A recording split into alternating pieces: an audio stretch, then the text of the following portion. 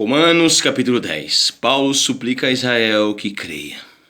Caros irmãos, o desejo do meu coração e a minha oração a Deus em favor dos filhos dos israelitas é que eles sejam salvos. Nota de rodapé 1.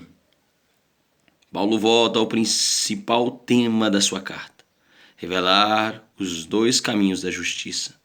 Um por meio das obras da lei, numa busca incansável e insuficiente pela justiça como fruto do esforço próprio.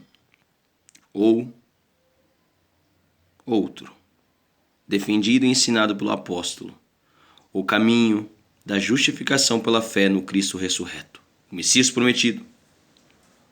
Paulo tinha o hábito de orar muito pelas igrejas. Efésios capítulo 1, versículo 15 ao 23, Colossenses capítulo 1, versículo 3, 1 Tessalonicenses capítulo 1, versículo 2, versículo 3, 2 Timóteo, 2 Tessalonicenses capítulo 1, versículo 3. Entretanto, nesse momento, está suplicando pela salvação de seus compatriotas judeus.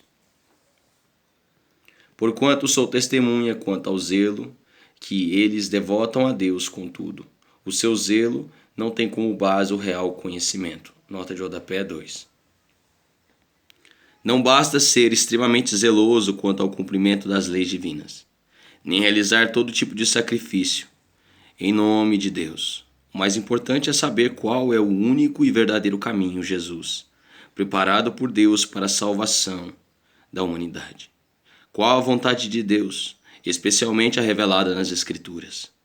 E como o próprio Deus deseja ser adorado e servido em sinceridade de coração. Paulo, antes de ter sido convertido por Jesus, era apenas um judeu zeloso e fanático. Atos dos Apóstolos, capítulo 21, versículo 20, Atos 22, versículo 3, Gálatas, capítulo 1, versículo 14. Pois não reconhecendo a justiça que vem de Deus e buscando estabelecer a sua própria, não se submeteram à justiça de Deus. Porque o fim da lei é Cristo, para a justificação de todo o que crê. Nota de rodapé 3. O vocábulo grego aqui, telos, também traduzido por fim, tem um duplo sentido. Por um lado, refere-se à finalidade, ou ao objeto a ser conquistado, e por outro, término ou ponto final. Jesus Cristo corresponde a ambos, porquanto ele é o alvo da lei. Gálatas capítulo 4, do versículo 1 ao 7. Como também o encerramento da lei como maneira de conquistar a salvação e as bênçãos de Deus. Ora, Moisés ensina desta maneira sobre a justiça que vem da lei.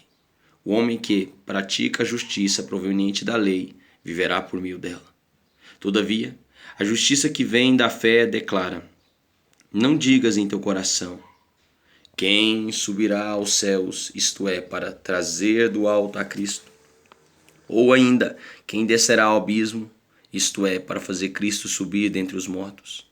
Mas o que ela diz? A palavra está bem próxima de ti, na tua boca e no teu coração, ou seja, a palavra da fé que estamos pregando. Se com tua boca confessares que Jesus é o Senhor, que Jesus é Senhor, e creres em teu coração que Deus o ressuscitou dentre os mortos, será salvo, será salvo, será salvo. Nota de rodapé 4. Essa é a mais antiga confissão de fé cristã, 1 Coríntios 12, 3, usada na igreja primitiva durante os batismos. A expressão Jesus é o Senhor leva em consideração a tradução do nome sagrado de Deus e, portanto, impronunciável segundo a lei judaica, Yahvé.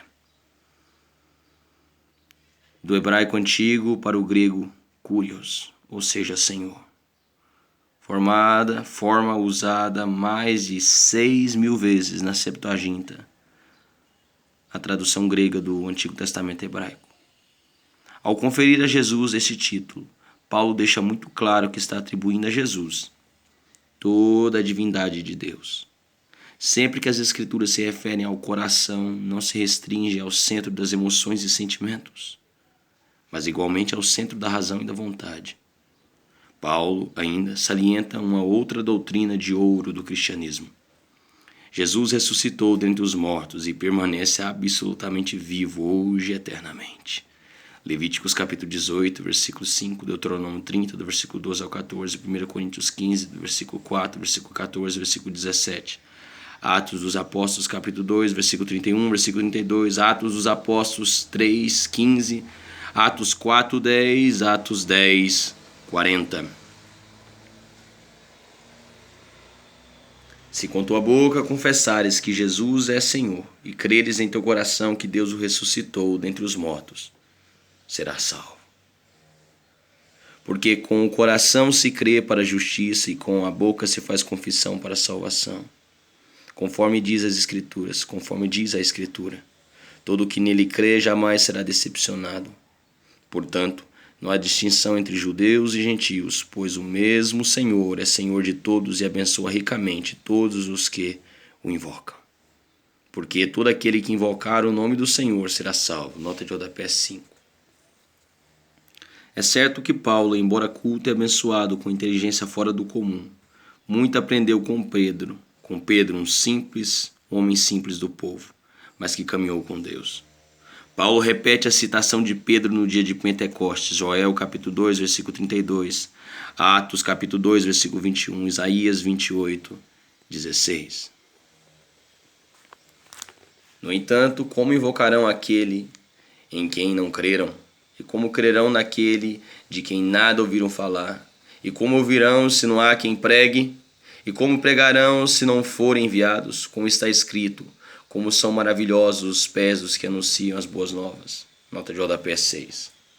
Paulo, usando uma sequência de perguntas retóricas, demonstra que os judeus jamais poderão alegar que não tiveram uma chance justa, particular e clara de ouvir o Evangelho e aceitá-lo. Paulo usa uma linda e marcante analogia para revelar a importância vital dos pregadores na transmissão da mensagem de Cristo às boas novas. A citação é extraída de Isaías 52, versículo 7, e se refere aos mensageiros quando trouxeram aos exilados as boas notícias da sua iminente soltura do cativeiro babilônico. Dessa mesma forma, os pregadores do Evangelho são aqueles que trazem a maravilhosa mensagem de libertação e nova vida aos prisioneiros do império do pecado. Israel não tem como se excusar. Mesmo assim, nem todos os israelitas aceitaram o Evangelho, porquanto, declarou Isaías, Senhor, quem acreditou em nossa mensagem? Como consequência, a fé vem pelo ouvir as boas novas, e as boas novas vêm pela palavra de Cristo. Mas então, indago, será que não ouviram? Evidente que sim, porque toda a terra a sua voz ecoou, e as suas palavras até os confins do mundo. Nota de rodapé 7. Paulo relembra um conhecido trecho das Escrituras, cantado em verso e prosa por todos os judeus, referente ao testemunho dos céus a respeito da glória e da soberania de Deus. Salmo 19, versículo 2 a 4. Há um grande perigo em amar mais os mandamentos de Deus do que o Deus dos mandamentos.